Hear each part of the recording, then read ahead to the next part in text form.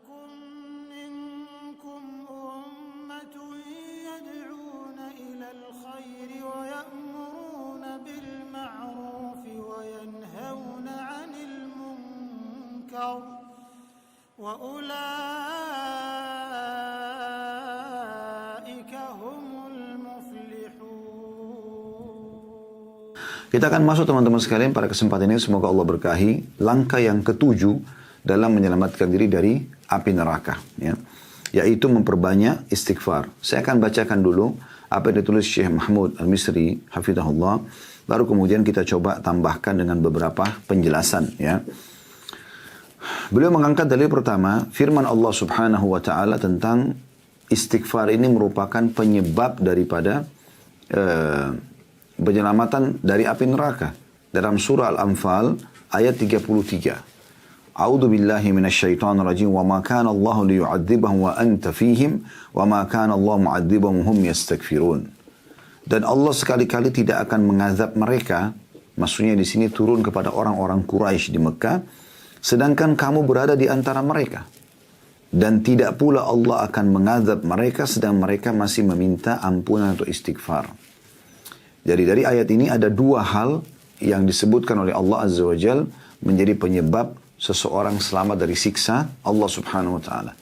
Yang pertama adalah keberadaan Nabi Muhammad SAW, dan ini sudah tidak ada di masa kita sekarang karena beliau SAW sudah meninggal dunia. Nanti akan kita jelaskan statement para salaf berhubungan dengan masalah ayat ini, ya. Jadi memang keberadaan Nabi SAW adalah sebuah karunia yang besar sekali, ya. Di masa beliau masih hidup, Allah Subhanahu wa taala akan menyelamatkan siksanya dari hamba-hamba yang ada di sekitar Nabi Muhammad SAW, ya, karena keberadaan beliau sendiri. Kemudian yang kedua adalah permohonan ampun mereka. Padahal bayangkan teman-teman, ayat ini turun kepada orang-orang kafir Quraisy di Mekah. Orang-orang kafir Quraisy di Mekah, di mana mereka menyekutukan Allah Subhanahu wa taala. Mereka meyakini Allah itu ada, Ka'bah itu rumahnya Allah. Mereka lakukan ibadah haji, ya, tetapi sudah dicampur adukan dengan kesyirikan. Syirik kita tahu dosa besar. Sebagaimana Allah sebutkan dalam surah Luqman, "Inna syirka la zulmun 'adzim." Syirik adalah kezaliman yang sangat besar. Tetapi Allah mengatakan dalam firman-Nya ini, "Wa ma kana Allahu yu'adzibuhum hum yastaghfirun." Dan Allah tidak mungkin mengiksa mereka sementara mereka masih memohon ampun kepada Allah. Kemudian beliau mengangkat hadis Nabi SAW diriwayatkan oleh Al-Baihaqi.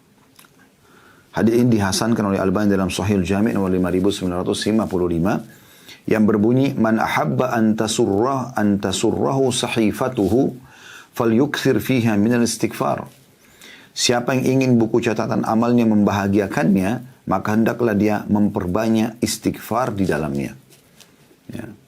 Ini hadis ini dikuatkan, maksudnya bukan dikuatkan, lebih dijabarkan lagi oleh atau ditambahkan oleh Aisyah radhiyallahu anha, merupakan pasangan Nabi SAW yang dikenal dengan Hibbin Nabi SAW, kekasih Nabi SAW. Beliau mengatakan, siapa yang di setiap, ya, dua baris dari buku amalnya, ya, dia temukan istighfar, maka akan membahagiakannya. Kemudian beliau juga mengangkat hadis tentang Sayyidul Istighfar, ya, tuannya istighfar. Di dalam hadis Bukhari, sebagaimana beliau berkata, Sayyidul Istighfari an taqul.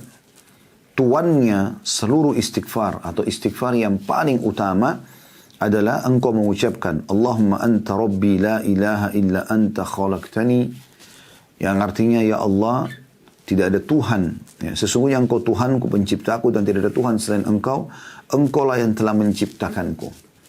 Ya, ini maknanya dalam sekali, ya. Artinya kita mengatakan, ya Allah, tidak ada Tuhan, tidak ada tempat bergantung, tidak ada yang memberikan aku makanan, minuman, pakaian, yang menghidupkan dan bahkan akan mematikan aku, kecuali engkau, dan tidak ada Tuhan selain engkau yang telah menciptakan aku dan semua yang berhubungan dengan aku ini. Wa ana abduka, dan aku mengakui sebagai hambamu. Wa ana ala ahdika, dan aku selalu saja, ya, setia pada perjanjian, ya, wa wa'dika, dan mengikuti janji-janjimu, mastata'tu, semampuku. Perjanjian kita apa dengan Allah Subhanahu wa taala? Sebelum kita dilahirkan, semua ruh-ruh ini, anak Adam, ya, Allah subhanahu wa ta'ala tanyakan kepada mereka sebelum diturunkan ke bumi dan ditiupkan ke jasad kita ini, ditanya oleh Allah dalam Al-Quran, alastu birabbikum, bukankah aku Tuhan kalian? Qalu bala, syahidina. Maka kita semua mengatakan, benar, kami mengakui kau sebagai Tuhan kami. Jadi secara fitrah, secara alami, secara kejiwaan, kita mengenal Tuhan kita Allah. Makanya kalau orang diingatkan tentang Allah, tentang akhirat, tentang Al-Quran, ya, mereka mudah untuk bisa menerima karena dasarnya ada potensi itu dalam jiwa setiap orang di antara kita. Maka di sini diulangi dalam tuannya istighfar ini atau istighfar yang paling utama. Sesungguhnya aku selalu setia pada perjanjian, maksudnya mengakui Allah sebagai Tuhan. Dan wa wa'dika, dan semua janji-janjimu, maksudnya orang yang patuh akan mendapatkan kebahagiaan dunia, kemudian juga akan masuk ke surga di akhirat. Serta orang-orang yang durhaka akan kena hukuman, gitu ya. Kemudian mastata'tu, semampuku. Makna semampuku di sini adalah sesuai dengan apa yang engkau mudahkan untukku ya Allah. Ini sesuai juga dengan sabda Nabi SAW, "Ubudullaha mastata'tum." Sembahlah Allah semampu kalian, semaksimal yang kalian mampu lakukan, ya. Kemudian kita mengatakan, "A'udzu bika min syarri ma sana'tu." Aku berlindung kepadamu dari keburukan apa yang aku kerjakan. Karena kita manusia lemah, ya, dan tidak ada manusia tidak berbuat kesalahan. Nabi Adam alaihissalam saja buat kesalahan, lalu beliau memohon ampun kepada Allah SWT. Nabi Yunus buat kesalahan, lalu beliau memohon ampun kepada Allah Subhanahu Wa Taala. Ya. Nabi Musa alaihissalam pada saat membunuh seseorang, beliau memohon ampun kepada Allah Subhanahu Wa Taala. Nabi Sulaiman alaihissalam pada saat beliau terlewatkan sholat asar gara-gara asyik bermain dengan kuda-kuda kerajaannya, lalu beliau menyembelih, ya, sebagai bentuk taubatnya kepada Allah SWT dan beristighfar kepada Allah karena telat itu, ya. Nabi Muhammad SAW mengatakan, aku setiap hari beristighfar 100 kali dan bertobat kepadanya. Dalam riwayat lain 70, riwayat yang lainnya 100 kali, ya, setiap harinya. Maka bagaimana kita tidak berlindung kepada Allah SWT dari keburukan? Kita tidak pernah dapat jaminan dalam seharian kita tidak punya dosa. Nah, kita mengucapkan kalimat ini, aku berlindung kepadamu dari keburukan apa yang aku kerjakan, ya. Kemudian kita mengatakan wa abu'u laka bi ni'matika 'alayya, dan aku mengakui nikmat-nikmatmu padaku, ya. Dan aku mengakui nikmat-nikmatmu kepadaku, ya. Dan ini maksudnya semua nikmat sekecil apapun, aku ingat atau tidak ingat, aku mengakuinya ya Allah. Dan ini Allah SWT inginkan ini dari kita. Maksudnya Allah perintahkan kita agar mengakui nikmat yang sedang Allah berikan kepada kita. Dengan banyak bersyukur, gitu kan. Wa abu'u laka bi dzambi faghfirli, dan aku mengakui semua dosa. Aku sengaja, tidak sengaja, aku tahu, aku tidak tahu ya Allah, aku akui dosa-dosaku. Ya. Faghfirli, oleh karena itu ampunilah aku, fa innahu la yaghfiru dzunuba illa ant, karena tidak ada yang bisa mengampuni dosa kecuali engkau. Setelah menjelaskan Sayyidul Istighfar, tuannya istighfar ini yang dianjurkan dibaca pagi dan sore hari, itu minimal sekali-sekali, ya. Beliau mengatakan, wa man qalaha minan nahari mukinan biha. Siapa yang mengucapkan ini pada pagi atau siang hari dengan penuh keyakinan terhadap ucapan ini, famata min yaumihi qabla an yumsiya, kemudian dia wafat sebelum tiba sore hari, fahuwa min ahlil jannah, maka dia termasuk penghuni surga. Wa man qalaha minal laili wa huwa mukinun biha, dan siapa yang membaca ini di malam hari dengan penuh keyakinan dengan apa yang ada dalam lafaz-lafaz Sayyidul Istighfar ini, famata qabla an yusbih, lalu dia wafat sebelum tiba pagi hari, fahuwa min ahlil jannah, maka dia termasuk penghuni surga, ya. Dan ini penutupan dari penyampaian yang disampaikan oleh Syekh Mahmud hafidhahullah. Dan kita akan masuk lebih dalam seperti biasa teman-teman sekalian ke syarah dan penjelasan tambahan dari apa yang sudah kita pelajari tadi. Kita akan mulai teman-teman sekalian dengan istighfar itu sendiri, ya. Makna istighfar ini, ya, dijelaskan oleh para ulama. Istighfar itu adalah bentuk ketiga Kalau dalam retorika bahasa Arab ya, supaya kita lebih dalam mempelajarinya, atau dikenal dengan masdar. Masdar ya. Diambil dari kata istakfara yastakfiru. Ya. Materi utamanya adalah dari kata gafara yang menunjukkan arti as-satru atau menutupi. Ini secara etimologi bahasa. Al-ghafru artinya as-satru. Ya. Al-ghafru dan as-satru memiliki satu makna. Maksudnya menutupi. Ya. Dikatakan juga ghafarallahu dzambahu ghafran wa maghfiratan wa ghufranan. Allah telah mengampuni dosanya ya, sehingga membersihkan dosa itu dan menutupinya. Ar-Raghib Al-Asfahani berkata, rahimahullah, al-ghafru adalah memakai sesuatu yang akan melindunginya dari noda. Ini secara etimologi. Ya. Contohnya dikatakan dalam doa, al-ghufranu ikfir thawbak. Ya. Atau digunakan ikfir thawbak. Ya. Maksudnya adalah bersihkan bajumu dari noda. Ikfir thawbak. Dan Allah Azza wa Jal menjadikan sifatnya dengan gufran. Artinya yang menutupi dan bisa membersihkan semua kesalahan. Ya. Kemudian salah satu nama-nama Allah juga yang masyhur adalah Al-Ghafur dan Al-Ghaffar. Dan ini termasuk makna-makna yang nama-nama Allah yang mulia ya. Artinya mengampuni dosa dan suka membersihkan dosa tersebut serta menutupinya. Ya. Sampai sebagian ulama mengatakan Al-Ghaffar adalah zat yang menampakkan yang indah dan menutupi yang buruk. Itu salah satu makna daripada nama-nama Allah ini. Dan dosa termasuk sejumlah keburukan yang Allah tutupi. Dan dengan menguraikan tirai di atasnya. Maksudnya Allah subhanahu wa ta'ala menutupi aib tersebut. Ya. Aib tersebut dari hambanya. Kalau Allah subhanahu wa ta'ala teman-teman membuka semua aib kita ini luar biasa gitu.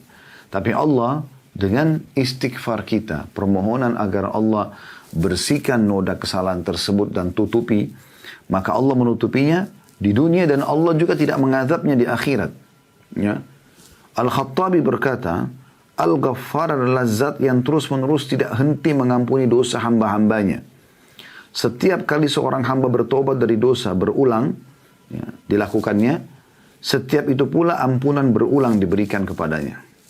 Ya, ini menurut Al-Khattabi dari makna Al-Ghaffar. Kan sifat Allah Al-Ghaffar, Al-Ghafur. Ya. Al-Ghaffar juga adalah zat yang menutupi dosa hamba-hambanya. Menutupkan kain iba dan belas kasihan kepada mereka, sehingga dia tidak menampakkan dosa sang hamba pada makhluknya dan tidak merobek tirainya yang menutupinya dengan azab yang akan mencorengnya di mata mereka. Dan ini sejalan dengan makna sebuah hadis Nabi SAW, teman-teman sekalian ya. Sesungguhnya Allah masih membuka, ya, makna hadisnya, sesungguhnya Allah masih membuka pengampunan ya, terhadap hamba-hambanya selama mereka tidak terang-terangan. Tidak terang-terangan. Lalu Nabi SAW mengatakan, dan masuk dalam masalah terang-terangan yang akhirnya Allah hukum si hamba tersebut adalah bila seseorang telah Allah tutupi kesalahan dosanya semalaman, ya misalnya, kemudian dia membukanya sendiri. Dia membukanya sendiri, ya. Dia sengaja menyebarkan kesalahannya sendiri dan ini jadi masalah buat dia. Ya. Ini yang jadi masalah buat dia karena dia terus saja ya menceritakan kesalahan-kesalahan tersebut, bahkan berbangga dengan apa yang dia lakukan dari kesalahan tersebut. Ya. Oleh karena itu teman-teman sekalian kita harus engah. Kalau ada seseorang yang mengingatkan kepada kita, jangan ini dosa, jangan ini salah, maka jangan lihat orang yang menyampaikan. Tapi lihatlah bagaimana Allah menggerakkan lisan dan bibir orang tersebut untuk mengucapkannya. Walaupun itu datang dari anak kita, ya, atau orang yang mungkin kita anggap biasa dalam hidup kita. Karena memang peringatan Allah SWT datang seperti itu. Ya. Bagaimana Allah SWT mengingatkan kita melalui lisan orang lain atau melalui sikap orang lain dan seterusnya. Ya. Dan memang manusia bisa berbuat salah. Yang penting Ya, jangan kita sengaja melakukannya atau misalnya kita sombong tidak mau bertobat kepada Allah. Karena hadis Nabi SAW masyhur, kullu ibn Adam khata', ya, atau khata'un wa khairul khata'in at-tawwabun. Setiap anak Adam pasti berbuat salah, dan sebaik-baik orang yang banyak berbuat salah ini adalah banyak bertaubat kepada Allah Subhanahu wa taala. Ya. Jadi itu makna daripada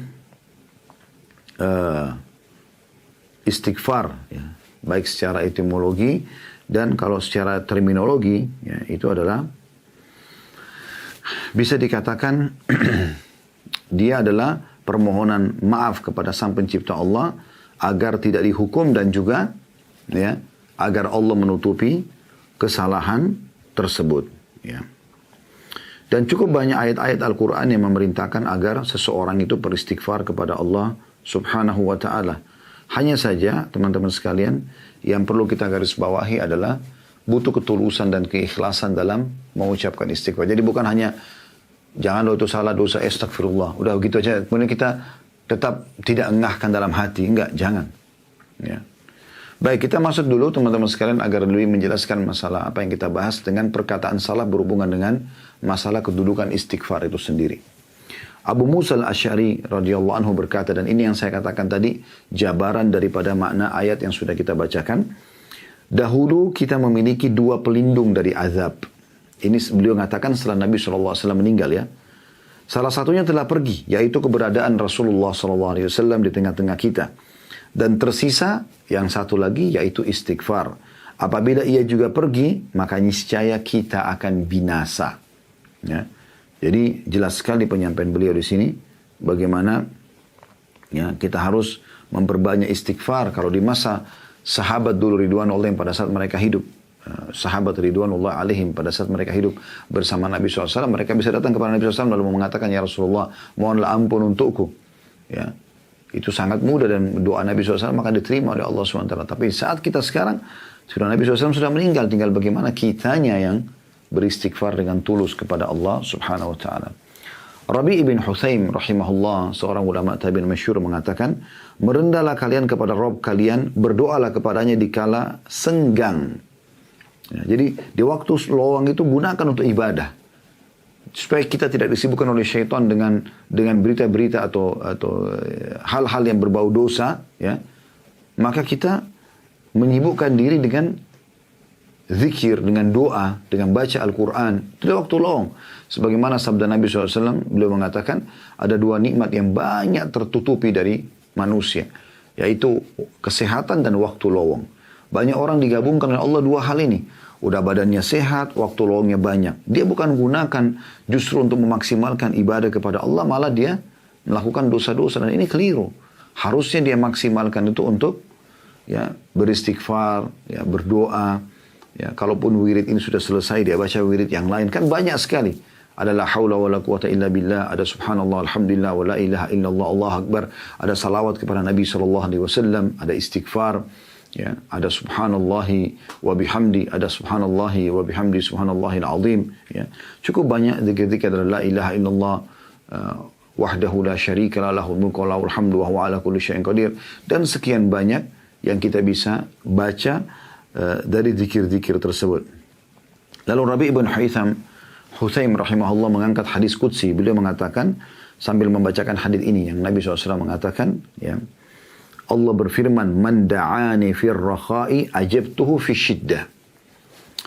Barang siapa yang berdoa kepadaku di waktu lawang, di waktu lapang, ya, di kala lapang misalnya kayak badannya sehat, waktunya banyak, dia sudah tidak tahu harus buat apa karena tidak ada kegiatan misalnya. Justru pada saat itu kalau dia gunakan untuk berdoa, ya, kebaikan-kebaikan dunia, kebaikan akhirat, keselamatan diri dia, panjang umur, sembuh dari penyakit, selamat dari permasalahan yang sedang dihadapin, atau misalnya, atau mungkin permasalahan-permasalahan yang mungkin yang bisa datang, dia akan datang, Allah sudah selamatkan dia dari sekarang, misalnya agar selamat dari fitnah, selamat dari sihir, selamat dari gangguan orang dan seterusnya, atau dia minta kebaikan untuk keturunan dia misalnya, keberkahan di hartanya, di pasangan hidupnya, banyak yang dia bisa lakukan. Kata Allah SWT, siapa yang berdoa padaku pada saat lapang, maksudnya di waktu dia lagi lowong, lagi santai, lagi banyak waktu gitu, ya, tidak ada kegiatan, Ya, artinya kebanyakan juga sudah dibantu oleh orang dalam kegiatan-kegiatannya dalam keseharian. Dia punya banyak lowong gitu. Maka Allah mengatakan, maka aku akan terima permintaan dia di waktu dia sedang sulit. Jadi siapa yang mau pada saat dia lagi genting, lagi ada masalah, kemudian Allah selamatkan dia, justru di saat-saat dia lagi lapang, dia banyak berdoa kepada Allah. Nah ini banyak lalai. Kebanyakan kadang-kadang orang pergi rekreasi keluarga, keluar kota misalnya, karena lagi santai, lagi nyaman, maka ibadahnya, sholatnya pun sering tertunda. Ya. Zikir pagi petangnya lewat misalnya. Atau ayat Al-Quran tidak lagi dibaca, justru lalai. Atau sibuk dari acara TV ke acara TV yang lain. Dari gosip ke gosip yang lain. Akhirnya dia bukan gunakan waktu lowong yang harusnya dia justru maksimalkan ibadah supaya ini menjadi sebuah investasi, aset dia yang nanti di saat dia susah Allah subhanahu wa ta'ala akan terima doanya. Justru karena pada saat dia lagi lowong dia berdoa.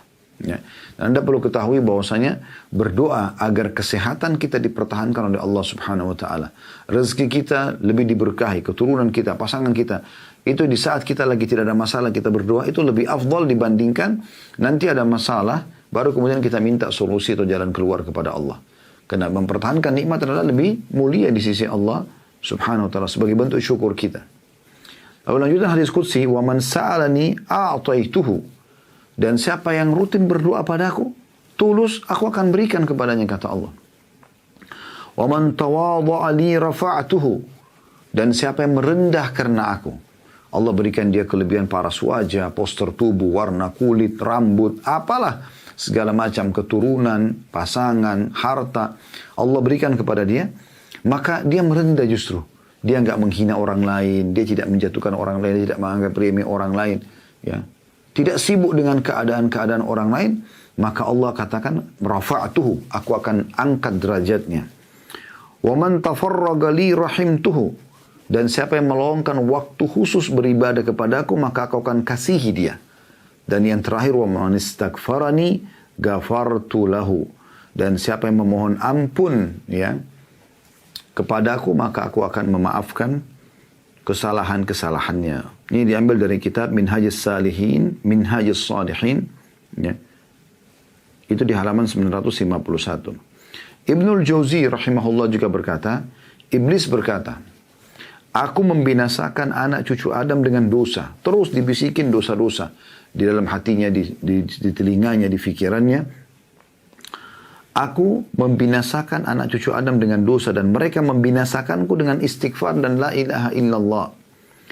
Manakala aku melihat hal itu pada mereka, aku tanamkan hawa nafsu pada mereka, di mana mereka berbuat dosa tapi tidak beristighfar. Karena mereka mengira dia atau diri mereka berbuat baik. Dan ini yang banyak terjadi.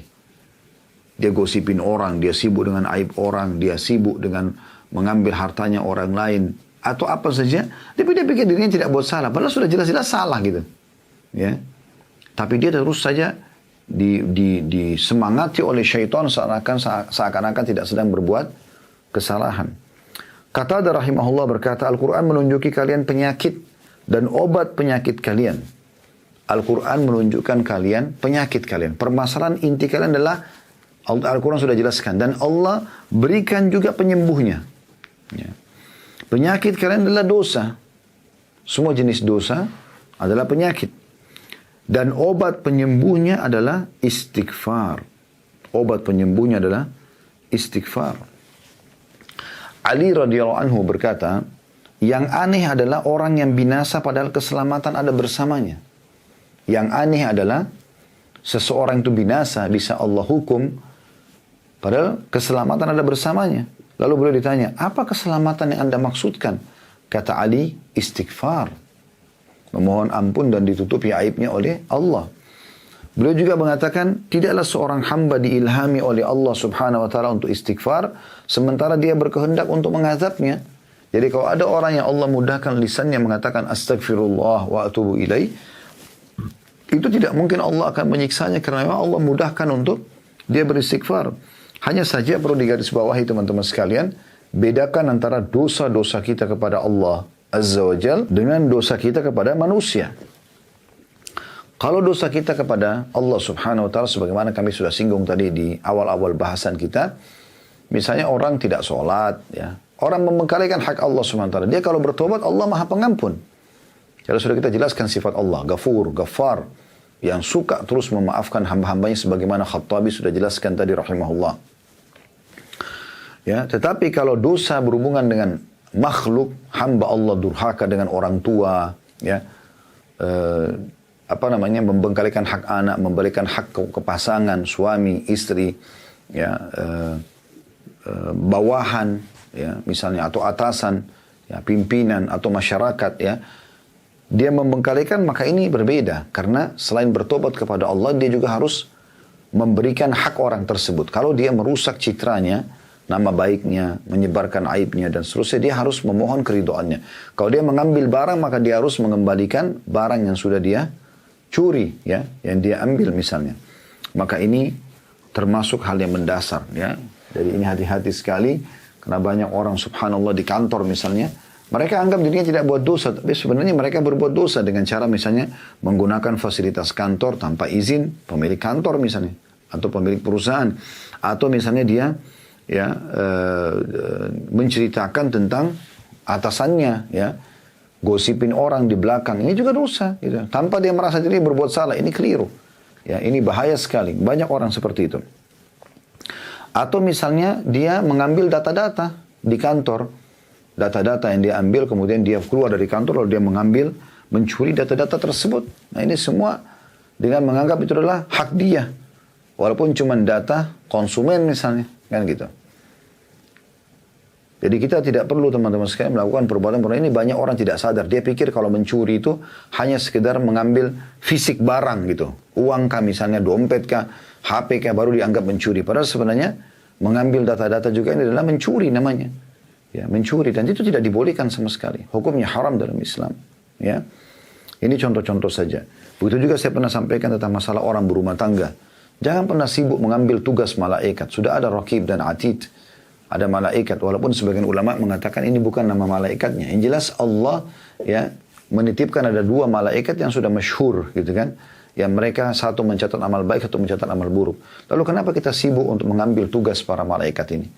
Ada Tuhan yang Allah subhanahu wa ta'ala akan mengawasi pasangan hidup kita, ya, atasan kita, dan seterusnya. Dan juga ada malaikat yang bertugas untuk mencatat. Sampai Allah mengatakan dalam Al-Quran, "Ma yalfidhu min qawlin illa ladaihi raqibun atid." Tidak ada satu kata pun yang keluar kecuali diawasi oleh Raqib dan Atid. Jadi harus hati-hati. Ya, jangan selalu sibuk hanya mencari-cari saja kesalahan dan tidak pernah berhenti dengan masalah ini. Padahal sebenarnya kita juga banyak pembenahan yang harus kita lakukan. Dinukil juga bahwasanya Luqman Al-Hakim, ya, rahimahullah, pernah berwasiat kepada anaknya, "Wahai anakku, Allah memiliki beberapa waktu tidak ditolak orang yang memohon, ya, pada waktu itu. Maka di waktu mustajab itu perbanyaklah istighfar." Coba bayangkan hikmah Luqman Al-Hakim ini. Makanya diberikan julukan Al-Hakim. Maksudnya orang yang sangat bijaksana. Jadi beliau tidak menyuruh anaknya di waktu mustajab itu, misalnya antara azan dan iqamah, sepertiga malam saat hujan turun. Ada waktu-waktu mustajab. Bukan minta segera hajatmu. Tapi beliau mengatakan di waktu mustajab itu gunakan untuk istighfar. Perbanyak istighfar. Ya. Itu yang beliau tekankan gitu. Kenapa? Karena dengan istighfar, maka sudah cukup, ya, Allah subhanahu wa ta'ala akan memberikan kepada kita. Dengan memaafkan kesalahan kita dan menutupinya, maka Allah berarti akan memberikan kepada kita fasilitas yang sudah Allah janjikan untuk hamba-hambanya yang taat. Karena dianggap kita taat kepada Allah. Anda tahu Nabi Adam AS, pada saat beliau berbuat dosa, dilarang makan satu pohon, ya, sebagai ujian dari Allah subhanahu wa ta'ala, tapi beliau makan. Apa yang beliau mengatakan? "Ya Allah, kembalikanlah aku ke surga, aku janji tidak akan mengulanginya." Tidak. Beliau mengatakan, "Rabbana zalamna anfusana wa in lam taghfir lana wa tarhamna lakunanna minal khasirin." Ya Allah, kami telah menzalimi diri kami, maka kalau Engkau tidak memaafkan kesalahan kami, maka kami termasuk orang-orang rugi. Kenapa beliau? Karena beliau tahu dengan memohon ampun kepada Allah, kalau Allah maafkan, dan memang Allah maafkan, ya. Allah sebutkan dalam Al-Quran, kalau Allah menerima taubatnya Adam, maka Allah mengembalikan Adam alaihissalam nantinya ke surga, gitu kan.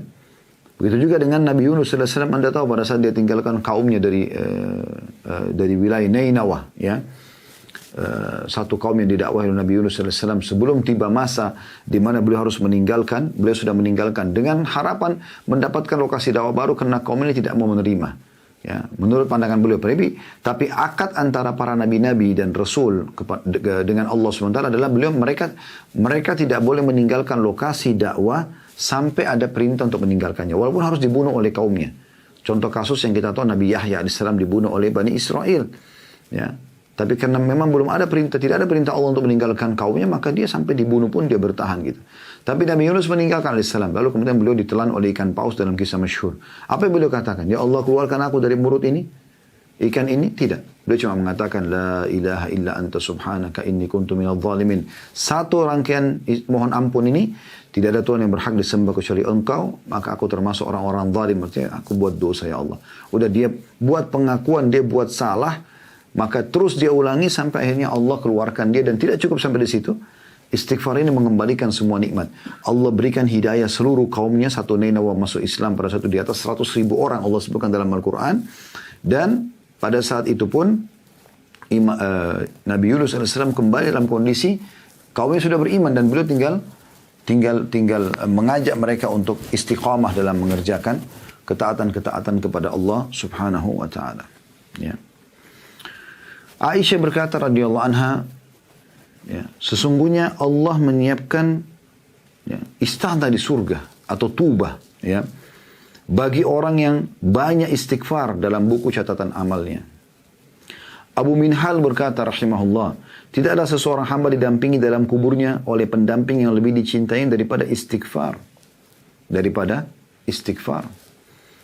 Al-Hasan Basri rahimahullah berkata, perbanyaklah istighfar di rumah-rumah kalian, di meja-meja makan kalian, di jalan-jalan kalian, di pasar-pasar kalian, di majlis-majlis kalian. Karena kalian tidak tahu kapan ampunan Allah akan turun. Bahkan seorang badui berkata, siapa yang ingin menjadi tetangga kami di tanah kami, hendaklah memperbanyak istighfar. Karena istighfar itu adalah awan tebal yang mengandung air. Maksudnya akan mendatangkan rezeki dari Allah subhanahu wa ta'ala. Bakar bin Abdullah al-Muzani rahimahullah berkata, kalian banyak berbuat dosa, maka perbanyaklah istighfar. Karena sesungguhnya kalau seseorang menemukan istighfar dalam catatan amalnya pada setiap jarak 2 baris, maka dia akan senang melihat tempat itu nanti. Ya. Ibnu Taimiyah mengatakan rahimahullah, ya, pikiranku terpaku pada sebuah masalah yang sulit bagiku. Ada masalah aku hadapi berat sekali, nggak ada solusinya gitu. Ya. Maka aku beristighfar kepada Allah 1000 kali. Sampai dadaku dilapangkan dan masalah yang sulit terpecahkan. Aku kadang berada di pasar, masjid, atau sekolah. Tapi hal itu tidak menghalangiku dari zikir dan istighfar sampai aku meraih apa yang aku inginkan. Ya. Ini luar biasa dari penyampaian para ulama salaf berhubungan dengan masalah ini. Ya. Baik, kita akan masuk teman-teman sekalian ke manifestasi istighfar. Yang pertama sekali dia adalah ibadah. Ya. Sebelum kita bicara panjang lebar, tambahan-tambahan tentang manfaatnya. Tapi dia sendiri adalah ibadah. Di saat Anda kerjakan, ya, jadi walaupun Anda sedang tidak melakukan dosa, kalau Anda beristighfar, Anda sedang mendapatkan pahala. Jadi jangan pernah pikirannya istighfar itu kalau ada dosa saja. Walaupun tidak ada dosa, Anda tetap istighfar kepada Allah SWT. Apalagi kalau ada dosa gitu ya.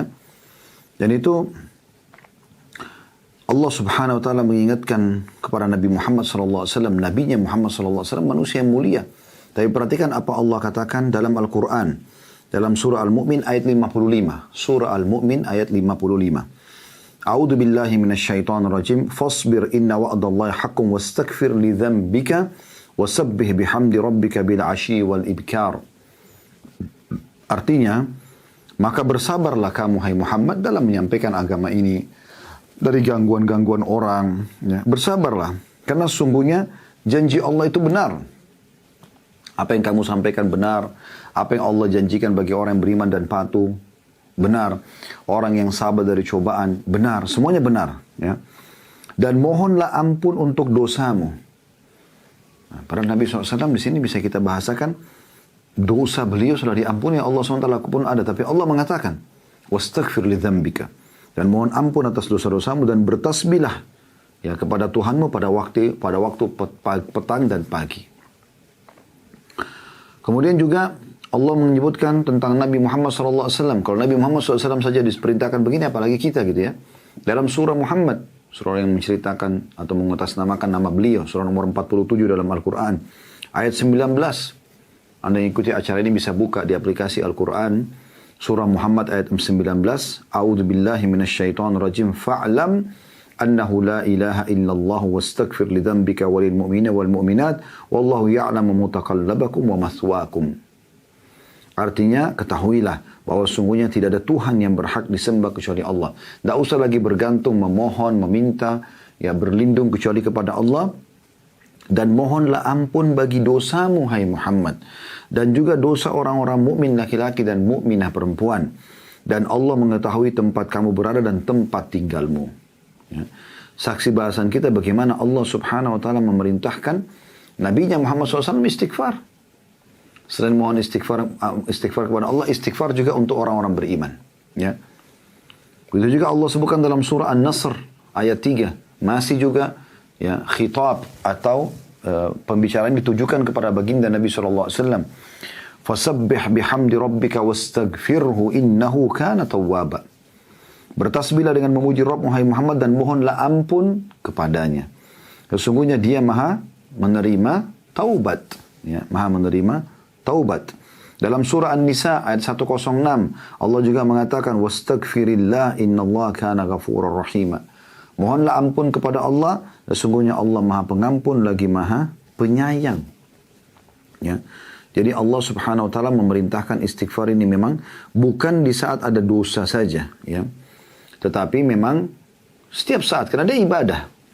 Apalagi kalau ada dosa, ya.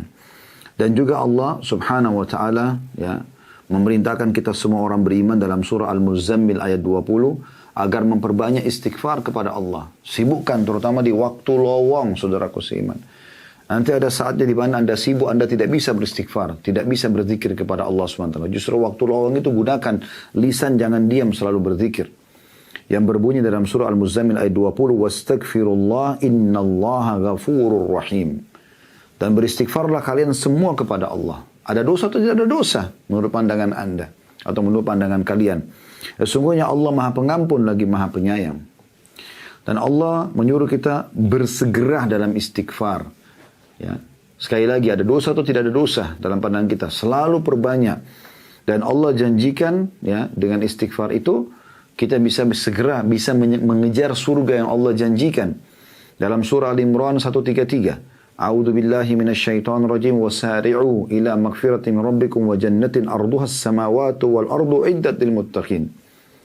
Dan berlumba-lumbalah atau bersegeralah kalian kepada ampunan Tuhan kalian dan kejarlah dengan istighfar itu kalian akan masuk ke dalam surga yang luasnya seluas langit dan bumi yang disediakan untuk orang-orang yang bertakwa. Dan sekian banyak tentunya yang berhubungan dengan masalah ini ya, yang berhubungan dengan masalah kalau istighfar adalah ibadah kepada Allah subhanahu wa ta'ala. Yang kedua, teman-teman sekalian, istighfar adalah sebab rezeki. Semua orang kalau ditanya apakah Anda mau rezeki, jawabannya pasti ya. Baik, istighfar merupakan salah satu kunci datangnya rezeki.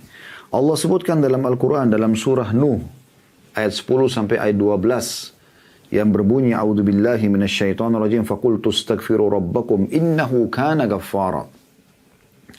Nabi Nuh berkata kepada kaumnya di ayat 10-nya, dan aku berkata kepada mereka, mohon ampunlah kepada Tuhan kalian.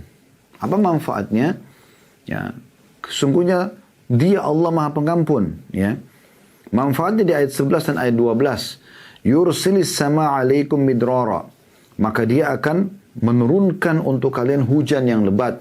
Maksudnya bukan siksa di sini, tapi dengan hujan turun, maka akan subur tumbuh-tumbuhan, hewan-hewan akan dapat air, manusia juga akan dapat air. Anda bayangkan kalau kemarau, manusia banyak bisa meninggal dunia, hewan-hewan bisa meninggal, tumbuh-tumbuhan bisa mati kekeringan, ya. Jadi ini manfaatnya istighfar, mendatangkan air hujan yang lebat, yang memberikan manfaat tentunya, bukan banjir ya, yang dimaksud sini, tapi Hujan yang lebat maksudnya hujan yang bermanfaat, bukan cuma setetes dua tetes atau gerimis saja gitu. Kemudian ayat 12-nya wa yumditkum bi amwalin wa banina wa yaj'al lakum jannatin wa yaj'al lakum anhara. Dan dengan istighfar juga dia akan memperbanyak harta dan anak-anak kalian dan mengadakan untuk kalian kebun-kebun dan juga mengadakan untuk kalian sungai-sungai. Jadi semua fasilitas Allah berikan dengan istighfar. Begitu juga Nabi Hud alaihissalam. Kalau tadi Nabi Nuh, Nabi Hud juga mengingatkan kaumnya. Ya. Dalam surah Hud ayat 52 yang bunyinya A'udzu billahi minasyaitonir rajim wa ya qaumi istaghfiru rabbakum thumma tubu ilaihi yursilis samaa'a 'alaikum midraran wa yazidkum quwwatan ila quwwatikum wa la tatawallaw mujrimin. Dan Hud berkata kepada kaumnya, hai kaumku, mohonlah ampun kepada Tuhan kalian lalu bertaubatlah kepadanya. Kalau istighfar berarti permohonan maafnya, taubat berarti mengikrarkan tidak akan mengulanginya gitu ya. Niscaya dia akan menurunkan hujan yang sangat deras atasmu dan dia akan menambahkan kekuatan kepada kekuatanmu dan janganlah kamu berpaling dengan berbuat dosa. Artinya kaumnya Nabi Hud terkenal dengan kekuatan-kekuatan fisik mereka, tapi Allah menjanjikan menulisan Nabi Hud alaihissalam itu kepada mereka, kalau mereka perbanyak istighfar, Allah akan tambahkan kekuatan-kekuatan mereka. Ibnu Abbas ya menjelaskan dalam ayat ini bahwasanya midrara artinya deras di sini artinya terus menerus ya, tidak pernah tertimpa kemarau. Ya. Dan ladang-ladang juga kebun-kebun akan subur dengan hujan ini serta sungai-sungai akan berair sejuk yang mengalir yang bermanfaat buat manusia, hewan dan tumbuh-tumbuhan. Al-Qurtubi berkata rahimahullah dalam ayat ini, di dalam ayat-ayat ini terdapat dalil bahwa istighfar digunakan untuk meminta rezeki dan hujan. Ya, begitu. Sampai Umar bin Khattab radhiyallahu anhu pernah sholat istisqa. Begitu sholat, beliau baca istighfar lalu beliau suruh orang bubar. Lalu ditanya, kenapa anda lakukan ini gitu? Kenapa tidak mohon-mohon kepada Allah yang lain? Maka dia mengatakan, saya tidak menemukan sesuatu yang paling cepat mendatangkan hujan ataupun rezeki dibandingkan istighfar. Ya. Al-Hafidh Ibn Kathir berkata rahimahullah dalam tafsir beliau, dalam menafsirkan surah Hud ayat 52 tadi, jika kalian bertobat dan memohon ampunan kepada Allah serta kalian mentaatinya, niscaya Allah akan memperbanyak rezeki kalian, memberikan kalian minum dengan nikmat-nikmat dari langit, mengeluarkan untuk kalian nikmat-nikmat bumi, menumbuhkan untuk kalian tumbuh-tumbuhan, mengalirkan untuk kalian air, dan menjadikan untuk kalian kebun-kebun. Di dalamnya terdapat berbagai macam buah-buahan dan dia menyelingi di antara kebun-kebun itu sungai-sungai yang mengalir. Ya. Jadi luar biasa manfaat yang diberikan. Jadi dia mendatangkan rezeki ya. Di dalam tentu banyak sekali dalil tentang masalah ini, tapi kita ringkaskan karena melihat waktu. Dalam sebuah hadis ya, kata Nabi SAW dalam hadis yang diriwayatkan oleh Ahmad dalam musnadnya dan disahihkan ya, oleh Al-Hakim dalam mustadraknya, kata Nabi SAW, man akthar istighfara ja'alallahu lahu min kulli dhiqin makhraja. Siapa yang memperbanyak, jadi bukan cuma istighfar pas-pasan, terus beristighfar kepada Allah SWT terutama di waktu lowong, maka niscaya Allah akan menjadikan untuknya jalan keluar dari setiap kesempitannya. Wa min kulli hammin faraja, dan dari setiap kesedihan kelapangan, kegembiraan. Allah ganti kesedihannya jadi kegembiraan. Wa razaqahu min haitsu la yahtasib, dan Allah akan memberikan dia rezeki dari tempat yang dia tidak sangka-sangka. Ya. Jadi luar biasa manfaatnya. Yang ketiga, istighfar menjadi penyebab masuknya ke dalam surga. Ya. Dan Anda sudah tahu tadi, saya tidak perlu ulangi panjang lebar, tapi tentang Sayyidul Istighfar, hadis yang sudah kita baca dan ditulis oleh Syekh Mahmud tadi ya. Siapa yang membaca Sayyidul Istighfar, lafaznya sudah kita bacakan dan kita terjemahkan, di pagi hari ikhlas karena Allah, yakin, ya, maka dan dia meninggal sebelum sore hari, dia pasti masuk surga. Dan siapa yang membaca Sayyidul Istighfar ikhlas di sore hari, kemudian dia mati sebelum pagi hari, maka dia dipastikan masuk ke dalam surga. Ya. Kemudian istighfar juga ini teman-teman sekalian, yang keempat, dia akan mencegah hukuman. Ya. Jadi selain keutamaan tadi didapatkan, juga kalau sampai ada hukuman yang Allah akan datangkan pada seseorang, maka dengan istighfar Allah akan hilangkan itu. Ya, sebagaimana Hasan Basri mengatakan rahimahullah, wahai anak Adam, meninggalkan dosa lebih ringan bagimu daripada mencari taubat.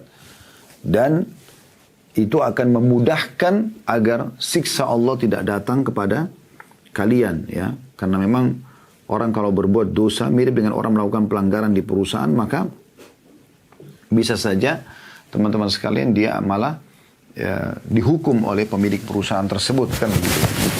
Baik. Kemudian selanjutnya yang kelima adalah istighfar penyebab diangkatnya derajat seseorang setelah meninggal. Ya. Walaupun bukan dia beristighfar, tapi anaknya misalnya atau ada orang lain memohon ampun untuk dia, saking pentingnya kedudukan istighfar itu. Sebagaimana disebutkan dalam sebuah hadis yang sahih. Hadis ini diriwayatkan, hadis ini hasan diriwayatkan oleh Imam Ahmad. Kata Nabi SAW, Inna Allah Azza wa Jalla yarfa'u darajatan lil abdi salih fil jannah, fayaqul ya Rabbi, anna li hadhihi, fayaqulu bistighfari waladaka, waladika lak. Ya. Sesungguhnya Allah akan mengangkat derajat yang sangat tinggi dari seorang hamba yang salih di surga. Lalu dia pun heran, dia mengatakan, wahai Tuhanku, dari mana ini? Artinya dia tidak pernah tahu dia berbuat perbuatan amal yang bisa menyampai atau membuat dia mencapai derajat tinggi itu.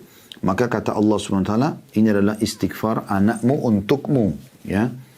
Jadi saking mulianya istighfar, sampai-sampai istighfar pun akan mengangkat derajat seseorang, walaupun bukan dia yang mengucapkannya, orang lain mengucapkan untuk dia. Yang keenam, istighfar akan mensucikan hati dari penyakit-penyakit hati. Ya. Terutama dosa, karena dosa itu banyak orang tidak sadar. Dosa itu bisa menjadi seperti titik hitam yang kelam dalam hatinya. Maka itu akan membuat nanti dia jadi malas ibadah. Ya. Kalau dia membiarkan, maka akan terus dia lalai dan akan mencintai dosa-dosa yang dia lakukan. Itu kan berbahaya sekali. Nah, istighfar ini bisa membersihkan itu. Ya, istighfar bisa membersihkan supaya noda hitam itu tidak menutupi hati seseorang. Sehingga dia menjadi lalai, jadi malas ibadah dan jadi mencintai dosanya. Sebagaimana dalam hadis ya, diriwayatkan oleh Abu Hurairah radhiyallahu anhu bahwasanya Nabi SAW bersabda, "Innal mu'mina idza adznaba dhanban kanat nuqtatun sauda'un fi qalbi." Sesungguhnya orang beriman kalau buat dosa, maka akan seperti ada titik hitam dalam hatinya. Fa in taba wa naza'a wastaghfara suqila qalbuhu minha. Kalau dia taubat kepada Allah, dia berhenti dari dosanya, dia beristighfar kepada Allah, maka dibersihkan kembali hatinya itu. Nah tadi titik hitam itu bisa membuat Anda jadi malas ibadah. Kalau ada teman-teman yang tadinya rajin ibadah, tiba-tiba malas ibadah, tiba-tiba sumpek tanpa sebab, itu kan ada dosa. Ya, itu kan ada dosa.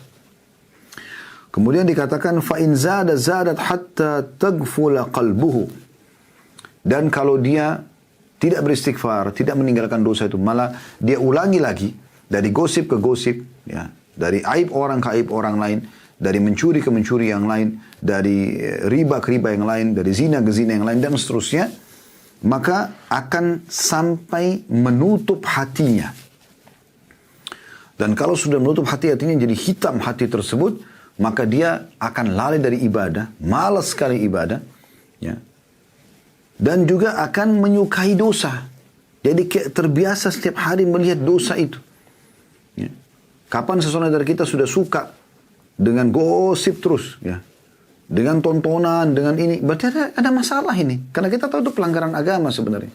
Tapi kalau kita mencintainya, berarti dalam hati kita ada masalah ini hitam. Istighfar yang bisa menghilangkan itu. Dan dikatakan lanjutan hadisnya, فَذَلِكَ الرَّانُ الَّذِي ذَكَرَ اللَّهُ فِي كِتَابِهِ كَلَّ بَرَّانَ عَلَى كُلُّ مَا كَانُوا يَكْسِبُونَ. Ya. Dan itulah yang dimaksud dalam firman Allah Subhanahu wa taala dengan ar-ran, ya. Maksudnya penutup hati, ya. Yang Allah sebutkan sekali-kali, ya. Sebenarnya apa yang selalu mereka usahakan itu menutupi hati mereka. Maksudnya dosa yang mereka ulang-ulangin terus, ya. Itu akan menjadi penyebab daripada hatinya kelam dan akhirnya membuat dia lari dari ibadah tersebut. Yang ketujuh, istighfar juga bisa mendatangkan keturunan.